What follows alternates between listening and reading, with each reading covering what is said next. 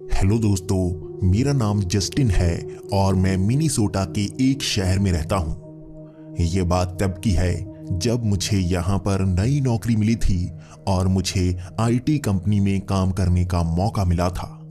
ये काम बहुत ही अच्छा था, लेकिन मुझे ये शहर बहुत ही अजीब लगता था। इस शहर में बहुत पुरानी बातें बताई जाती और जिससे भी मैं बात करता वो काफी अजीब सा लगता। यहाँ पर ज्यादा किंवदंतियां थी और मैं न्यूयॉर्क से आया था। वहां पर हम ऐसी चीजों पर यकीन नहीं करते, लेकिन यहाँ के लोग इन चीजों पर ज्यादा यकीन करते थे।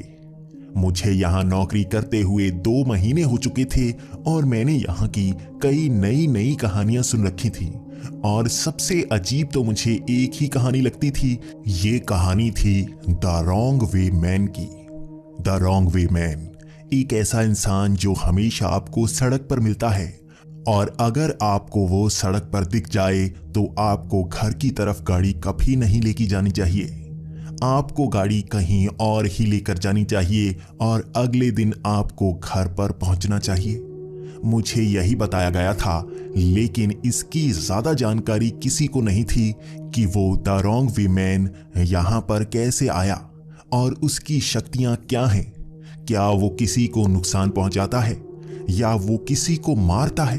मुझे इसके बारे में ज्यादा बताया नहीं गया, लेकिन यही किंवदंती थी कि अगर वो आपको दिख जाए तो आपको गाड़ी घर की तरफ नहीं करनी है।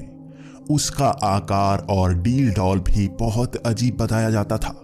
कहते हैं कि उसकी 2 आंखें हैं और नाक और मुंह आप देख नहीं सकते।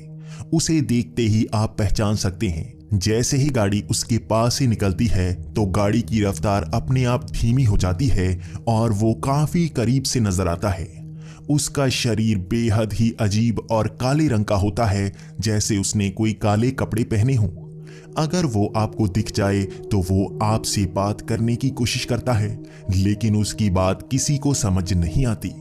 आप भी अगर उसे हेलो कहें तो वो भी आपको हेलो कहता है, लेकिन उसे देखने के बाद आपको घर की तरफ नहीं जाना है, वरना आपके साथ कुछ ऐसा होता है जिसे आप बयान नहीं कर पाते और पूरी दुनिया को बता भी नहीं पाते। मुझे इसके बारे में बिल्कुल जानकारी नहीं थी कि वो अगर आपको दिख जाए तो आपको क्या करना चाहिए और आपके साथ क्या हो सकता है। लेकिन एक चीज जो सबको बताई जाती है कि गाड़ी घर की तरफ नहीं लेकर जानी है, बल्कि अगर आप यू टर्न मार सकते हैं तो आपको यू टर्न मारना चाहिए, उससे आप बच सकते हैं। इस द रॉन्ग वे मैन की कहानी सुनकर मुझे अपने दादाजी की बात भी याद आ गई थी।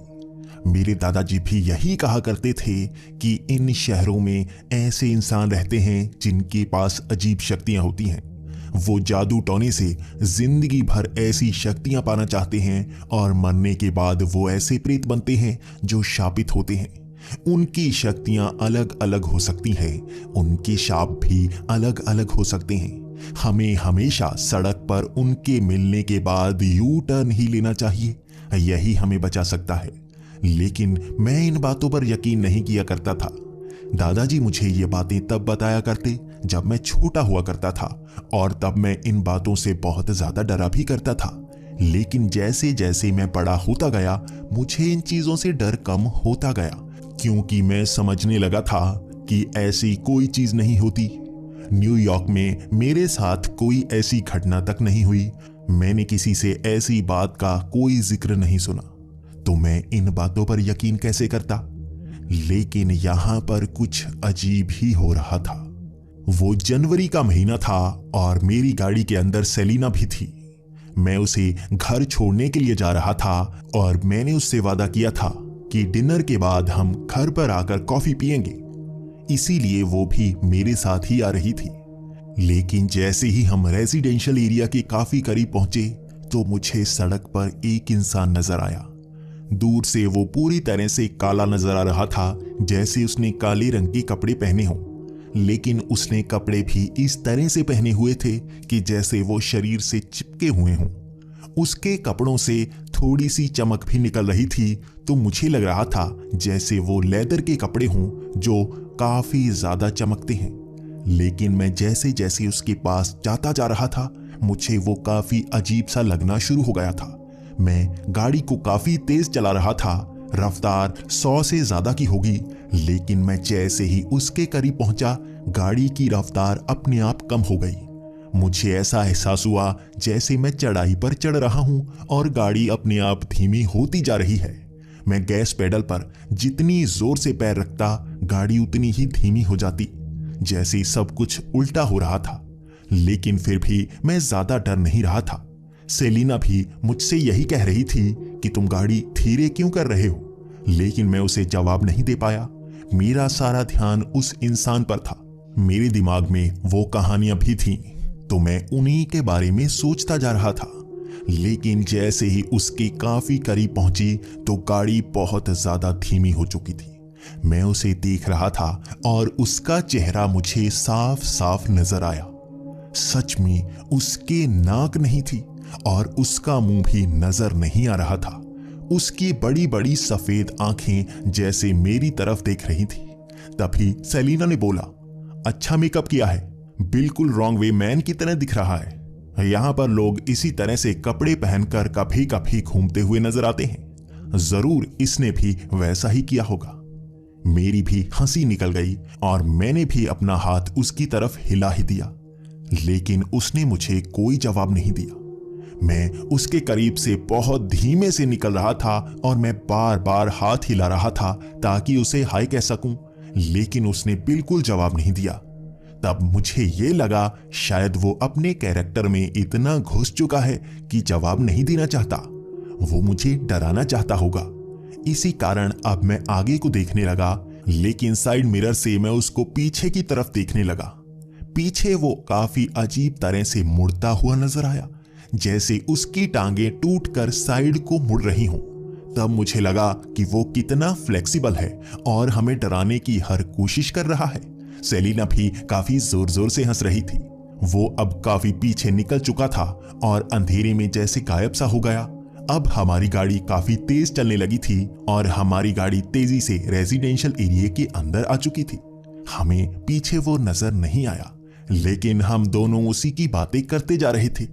मैं सेलिना से कह रहा था, क्या सच में वो द रॉन्ग वे मैन तो नहीं?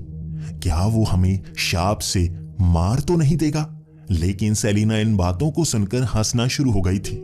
सेलिना यहाँ पर काम करने के लिए वॉशिंगटन डीसी से आई थी और वो भी इन चीजों पर यकीन नहीं करती थी। उसने भी कहा कि मैंने भी इन कहानियों के बारे में बहुत ज्यादा सुना है।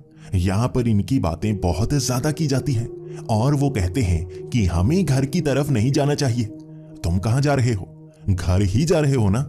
मैंने उससे कहा, हाँ बिल्कुल, घर ही तो जा रहा हूं, वहां से मैं कहाँ जा सकता हूं? लेकिन उसने कहा, हमें घर नहीं जाना चाहिए, शायद हमारे साथ कुछ बुरा हो सकता है, हमें यू टर्न लेना चाहिए। मैं काफी ज्यादा हंसना शुरू हो गया था और हमारे पास टाइम भी बहुत ज्यादा था, तो मैंने कहा, यू टर्न ले लूं, देख के आऊं वो कहां पर चलकर जा रहा है। आसपास कोई गाड़ी भी नहीं थी, तो वो चलकर ही वो रास्ता पार कर रहा होगा, अभी भी वो वहीं पर होगा। इतना कहने के बाद मैंने गाड़ी का यू टर्न मार ही दिया। अब हम गाड़ी में पीछे की तरफ जा रहे थे। मैं उसे देखना चाहता था, मैं उससे बात करना चाहता था, मैं भी जानना चाहता था कि क्या वो सच में द रॉन्ग वे मैन है और उसने ऐसी कॉस्ट्यूम क्यों पहन रखी है। हम उसी जगह पर पहुंच ही गए थे, लेकिन दूर दूर तक वो मुझे नजर नहीं आ रहा था। यहाँ पर आसपास बहुत ज्यादा घने जंगल थे। वो वहां पर तो जा नहीं सकता, उसे सड़क पर ही होना चाहिए। मैं लगभग 3 किलोमीटर आगे तक गया, लेकिन वो नजर नहीं आया। इतनी देर में चलकर वो वहां से जा नहीं सकता और यहां खड़ी गाड़ी मैंने कोई नहीं देखी थी, तो वो यहां से कहां जा सकता है। सेलिना भी मेरी तरफ देखे जा रही थी और उसे भी समझ में नहीं आ रहा था कि वो इंसान यहां से कहां चला गया। हम काफी देर तक वहां पर घूमते रहे, हमें वो नजर नहीं आया। उसके बाद मैंने गाड़ी फिर से अपने घर की तरफ डाल ही ली। मैं गाड़ी लेकर रेजिडेंशियल एरिया के काफी अंदर तक पहुंचाया था और यहाँ हमारे घर भी काफी करीब ही थे। मैं अपने घर की तरफ गाड़ी ला रहा था, तब सेलिना मुझसे बात कर रही थी कि क्या हमें घर जाना चाहिए? क्या सच में वो द रॉन्ग वे मैन तो नहीं? हमें कहीं और जाना चाहिए? कहीं हमें सांप से नुकसान ना हो जाए। वैसे तो मैं इन चीजों पर यकीन नहीं करती, लेकिन कुछ भी हो सकता है। अगर लोग इस पर बात कर रहे हैं तो शायद कोई सच्चाई तो होगी ही। और वैसे भी सड़क से वो इंसान गायब कहाँ हो गया, मुझे तो समझ नहीं आई। मैं उसकी बातों पर हंस रहा था और मैं उसको यही कह रहा था कि हमें डरने की जरूरत नहीं है, हम घर पर जाकर बात करते हैं। उसके बाद हमारी स्ट्रीट आ गई और यहाँ पर हमारे घर थे। लेकिन यहाँ पर कुछ अजीब होना शुरू हो गया था। मैंने अपनी स्ट्रीट पर जैसे ही गाड़ी डाली तो गाड़ी जैसे उल्टी हो गई थी, यानी गाड़ी पीछे की तरफ चलनी शुरू हो गई थी। मैंने गियर चेक किया, गियर आगे की तरफ ही था। मैं पेडल पर पैर रख रहा था, लेकिन गाड़ी जैसे पीछे को चल रही थी। मुझे ये काफी अजीब लग रहा था। लेकिन मैं जैसे ही साइड पर देख रहा था तो स्ट्रीट लैंप भी पीछे को ही आ रहे थे। मुझे ऐसा लगा जैसे ये अलग सा एहसास हो। अगर स्ट्रीट लैंप पीछे को निकल रहे थे तो हमारी गाड़ी भी आगे को बढ़नी चाहिए, लेकिन यहाँ पर गाड़ी पीछे को जा रही थी, जैसे वो घर हमसे दूर जा रहे थे। मैंने एकदम से गाड़ी रोक ली और मैं घबरा सा गया था। उसके बाद सेलिना भी कहने लगी, हमें गाड़ी आगे को ले जानी चाहिए। तुमने उस मोड़ को पार करने के बाद गाड़ी पीछे ले जाना क्यों शुरू कर दिया? हमें तो आगे जाना था। मैंने उससे कहा, नहीं, मैंने गियर तो फॉरवर्ड वाला ही डाला हुआ था, गाड़ी पीछे को कैसे चलने लगी? उसके बाद उसने कहा कि हमारी गाड़ी लगता है खराब हो गई है, एक बार दोबारा ट्राई करके देखो, शायद कुछ गड़बड़ हो सकती है। उसके बाद मैंने गियर दोबारा से सेट किया और आगे को ही कर दिया। इसके बाद मैंने फिर से गाड़ी चलाने की कोशिश की, लेकिन गाड़ी फिर से पीछे को चल रही थी। मैं अब काफी घबरा चुका था, लेकिन वो रास्ता पीछे की तरफ भी खत्म होने का नाम नहीं ले रहा था। मैं काफी दूर तक गाड़ी चलाने की कोशिश करता रहा, लेकिन गाड़ी पीछे को ही जाती रही और मैंने गाड़ी को रोक दिया। मैं यहाँ ये सोचने की कोशिश कर रहा था कि मुझे अब क्या करना चाहिए। तब मुझे एक आइडिया आया कि मैं क्यों ना बैक गियर ट्राई करके देखूं। उसके बाद मैंने बैक गियर डाला और गाड़ी पीछे करने की कोशिश की और गाड़ी आगे की तरफ बढ़ना शुरू हो गई। अब मुझे भी यकीन सा हो चला था कि मेरी गाड़ी खराब हो चुकी है, लेकिन फिर भी साइड में लैंप इस तरह से पीछे को आ रहे थे और वो मुझे काफी अजीब सा लग रहा था। यहाँ पर अंधेरा तो था और उनकी लाइट्स भी काफी कम थी, तो मैं सोचने पर मजबूर हो चुका था। लेकिन फिर भी बैक गियर डाले जैसे मैं उन स्ट्रीट्स में आगे बढ़ता जा रहा था तो मैंने ज्यादा सोचा नहीं। मैं उस गाड़ी को घर पर ही खड़ा करने वाला था, लेकिन तभी मैंने अपना एक पड़ोसी सड़क पर चलता हुआ देखा। मैंने उसको सर के पीछे से पहचान लिया था। ये साथ वाला पड़ोसी था, लेकिन वो पीछे को चल रहा था जैसे वो उल्टी रनिंग कर रहा हो, लेकिन उसकी चाल भी बहुत ही अजीब सी थी। मैंने जैसे ही उससे गाड़ी आगे निकाली, मैंने पीछे मुड़कर उसे देखने की कोशिश की, लेकिन उसकी आंखें भी जैसे आगे को देखे जा रही थी और उसने हाथ भी जैसे उल्टा सा हिलाया। मुझे सब कुछ काफी अजीब लग रहा था। और उसके बाद आगे मैंने 3-4 और पड़ोसी भी देखे और वो सब भी उल्टे ही चल रहे थे। मुझे अब बहुत ज्यादा डर लगने लगा था। यहाँ पर बहुत अजीब सा एहसास हो रहा था, क्योंकि लोगों का इस तरह से उल्टा चलना बिल्कुल अलग सा लगता है। तभी मैंने अपनी घड़ी को देखा, जिसकी सुई उल्टी चल रही थी। मैं अब काफी घबराने लगा था। मैंने अपनी घड़ी को हाथ मारा, लेकिन फिर भी वो उल्टी ही चल रही थी। मैंने तो समय देखने के लिए घड़ी की तरफ देखा था, लेकिन अब मुझे घबराने की और ज्यादा जरूरत थी। लेकिन उसके बाद का नजारा और भी ज्यादा डरावना था। मैंने सामने अपने पड़ोसियों को देखा जो मेरी तरफ पीठ करके खड़े हुए थे। मैंने गाड़ी को रोकने की कोशिश की, लेकिन अब गाड़ी बिल्कुल नहीं रुक रही थी। ना तो उसकी ब्रेक लग रही थी और ना ही उसका गियर चेंज हो रहा था। जैसे गाड़ी अपने आप उन सबको टकरा चुकी थी, लेकिन उनके टकराने पर उनको जैसे चोट नहीं लगी, बल्कि उनके आकार बदलने शुरू हो गए। गाड़ी जैसे उनको बस थोड़ी सी छुई थी और उनके पैरों और टांगों की हड्डियां जैसे मुड़ना शुरू हो गई थी उनके सर भी अपने आप टूटे और वो मेरे शीशे से टकराए। उसके बाद खून पूरी गाड़ी पर लग चुका था। उनके शरीर के हिस्से मैंने टूटकर एक तरफ गिरते हुए देखे और उनके शरीर जैसे फट चुके थे। मेरी पूरी गाड़ी खून से नहा चुकी थी और ये खून मेरे पड़ोसियों का था। उसके एक ही झटके बाद जैसे मेरी गाड़ी मेरे कंट्रोल में आ चुकी थी, मैंने एकदम से ब्रेक मारी और वहां पर मैंने सोचने की कोशिश की कि यहां हो क्या रहा है। मैं सन्न सा हो चुका था क्योंकि मेरे हाथों एक्सीडेंट हो चुका था और ये मेरे पड़ोसी ही थे। लेकिन जैसे ही मैंने साइड में देखा, वो अपने आप उठ खड़े हुए थे। उनके शरीर टूटे हुए थे और हड्डियों के कई टुकड़े हो चुके थे। उनके मांस के टुकड़े जैसे लटक रहे थे और उनकी हड्डियों के कई हिस्से जैसे अलग अलग हुए पड़े थे। फिर भी वो खड़े हो चुके थे और मेरी तरफ देखे जा रहे थे। वो सब एक ही चीज कह रहे थे। वो कह रहे थे, ईम प्लेहे, ईम प्लेहे। बार बार मुझे यही शब्द सुनाई दे रहे थे, ईम प्लेहे, ईम प्लेहे।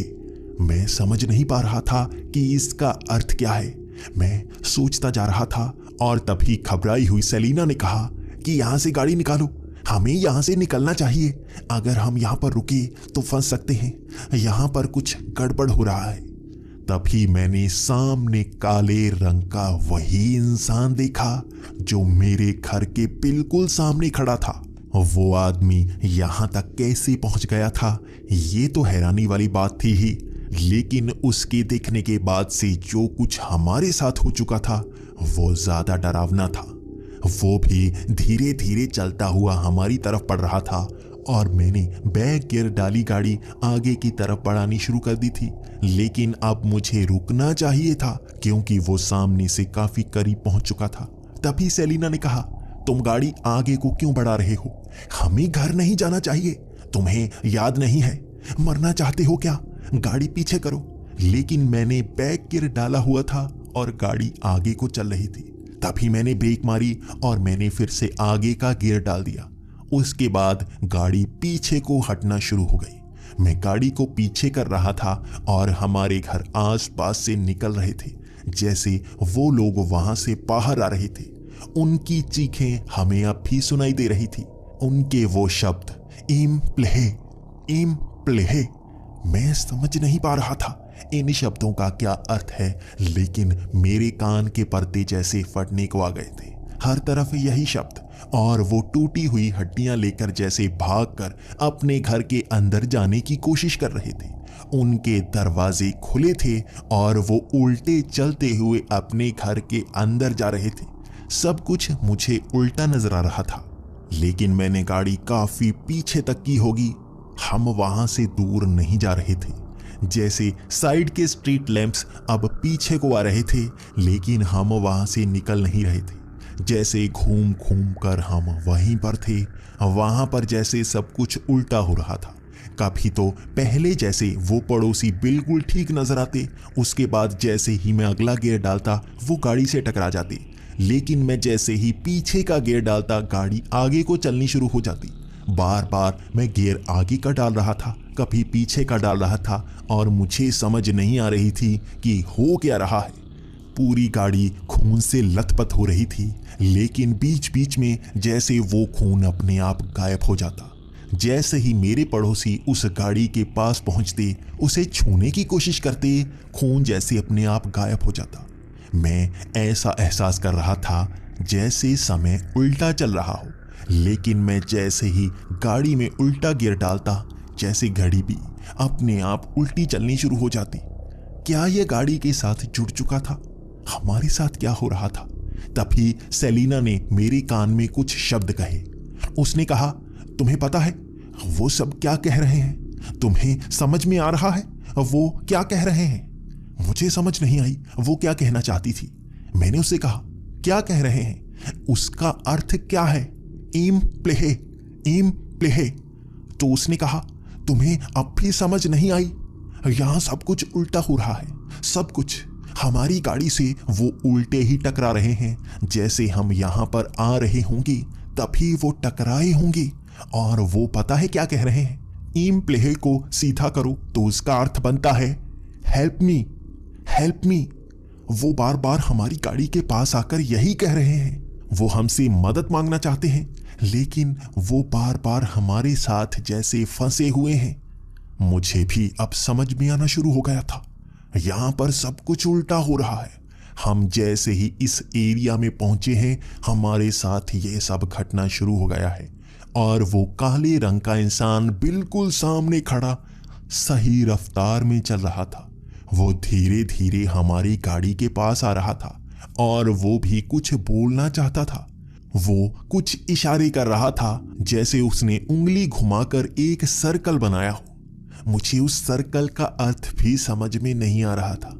वो भी कुछ कहना चाहता था, लेकिन क्या कहना चाहता था मैं समझने की कोशिश करता रहा। और मैंने सेलिना से कहा, वो देखो इशारा कर रहा है, समझो उसका अर्थ क्या है, समझने की कोशिश करो। तुम तो इसमें तेज हो, जल्दी करो, हमें यहां से निकलना होगा। हम क्या कर सकते हैं? मैंने उससे कहा, मैंने गाड़ी पीछे की तो है, लेकिन हम यहां से बाहर निकल ही नहीं रहे। मुझे नहीं पता, गाड़ी जैसे घूम घूम कर वहीं पर आ रही है। मैं यहां से निकल नहीं सकता। लेकिन उसके बाद हमारे शरीर के साथ भी कुछ अजीब होना शुरू हो गया। मैंने देखा बार बार मेरी आंख से पानी आ रहा था और ये काफी गाढ़ा सा पानी था। मुझे सामने देखने में परेशानी हो रही थी। जैसे ही मैंने हाथ से उस पानी को साफ किया और उस हाथ को देखा तो उस पर खून लगा था।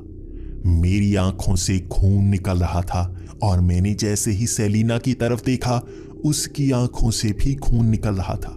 हमारी हड्डियों से चटकने की आवाज आ रही थी और जैसे ही वो आवाज आती, अंदर से बहुत बुरा सा दर्द उठता। अब हमारे शरीर में भी वैसा ही हो रहा था जैसा हमारे पड़ोसियों के साथ हुआ था। मेरे पैर की हड्डियां जैसे अपने आप टूट रही थी। मुझे बहुत ज्यादा दर्द हो रहा था। मेरे मांस से भी कहीं कहीं पर खून निकलना शुरू हो गया था, जैसे तीखी सुइयां मेरे शरीर में चुभाई जा रही हूं। मैं सेलिना की आवाजें सुन रहा था, उसको भी दर्द हो रहा था। शायद उसके साथ भी वैसा ही हो रहा था। सेलिना ने इसके बाद कहा, मैं ऐसे मरना नहीं चाहती, कुछ तो करो, यहां से बाहर निकालो। मैं अब ये समझ नहीं पा रहा था कि यहां से बाहर कैसे निकलूं। तभी मुझे वो बात याद आई जो मेरे दादाजी ने भी मुझसे कही थी, जब भी हम परेशानी में हों हमें यू टर्न लेना चाहिए। मुझे वो याद आया, हमें यहां पर भी वैसा ही करना चाहिए। मैं पीछे को नहीं मुड़ सकता, लेकिन मैं यू टर्न तो ले सकता हूं।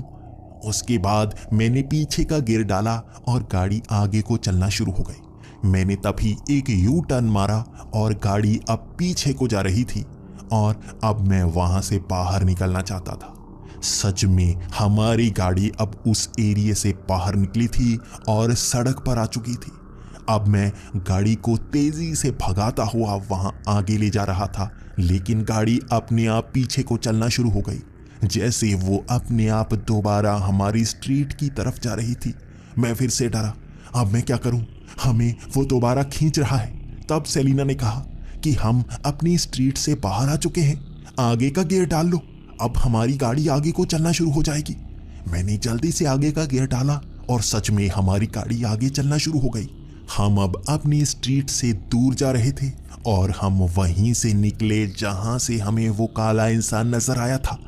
वो वहीं पर खड़ा मुझे हाथ हिलाकर इशारा कर रहा था। वो बाय बाय कर रहा था और उसने फिर से वही इशारा किया। उसने सर्कल बनाया, उसने बार बार वो सर्कल बनाया और मैं उसका मतलब अब समझ चुका था। वो यू टर्न लेने को कह रहा था। मैं अपने घर नहीं जा सकता। सब यही कहते हैं, हमें घर नहीं जाना चाहिए। वो द रॉन्ग वे मैन अगर दिख जाए तो हमें घर नहीं जाना चाहिए। मैंने गाड़ी आगे को बढ़ानी शुरू कर दी, लेकिन मेरे शरीर की हड्डियों से जैसे दर्द हो रहा था। शरीर से कई जगह से खून निकल रहा था और अब मुझे भी चक्कर आने शुरू हो गए थे। मैंने सेलिना की तरफ देखा तो वो पहले ही बेहोश पड़ी थी। मुझे अब पता नहीं था मैं कहां पर जाऊं। मैं अपने घर नहीं जा सकता था। तो पास के एक गैस स्टेशन में मैंने गाड़ी रोक ही ली। मैंने गाड़ी जैसे ही वहां पर रोकी, जैसे मेरे शरीर से जान निकल रही हो। मैं शायद बेहोश हो रहा था, लेकिन वहां पर मैंने लोग देखे। मैंने इशारा करके उनको बुलाने की कोशिश की और मुझे आखिरी बार वो भागते हुए नजर आए और मेरी आंखें बंद हो चुकी थी। अगली सुबह मेरी आंखें अस्पताल में खुली और मैंने अपने साइड में सेलिना को भी देखा। वो पहले से उठी हुई थी और मेरी तरफ देख रही थी। वो मेरी तरफ देखकर मुस्कुरा रही थी और मैंने देखा उसकी टांगों और उसकी बाहों पर बहुत सारी पट्टियां बांधी गई थी, जैसे प्लास्टर किया गया हो। शायद उसके शरीर की बहुत सारी हड्डियां टूट चुकी थी। मैंने अपनी तरफ भी देखा, मेरी भी टांगों पर बहुत सारी पट्टियां बांधी गई थी और कई जगह स्टिचेस लगे हुए थे। मुझे पूरे शरीर में दर्द महसूस हो रहा था, लेकिन उसके बाद डॉक्टर के सवाल भी बहुत ज्यादा अजीब थे। उसने कहा, तुम्हारे शरीर में बहुत सारी हड्डियां टूट चुकी हैं।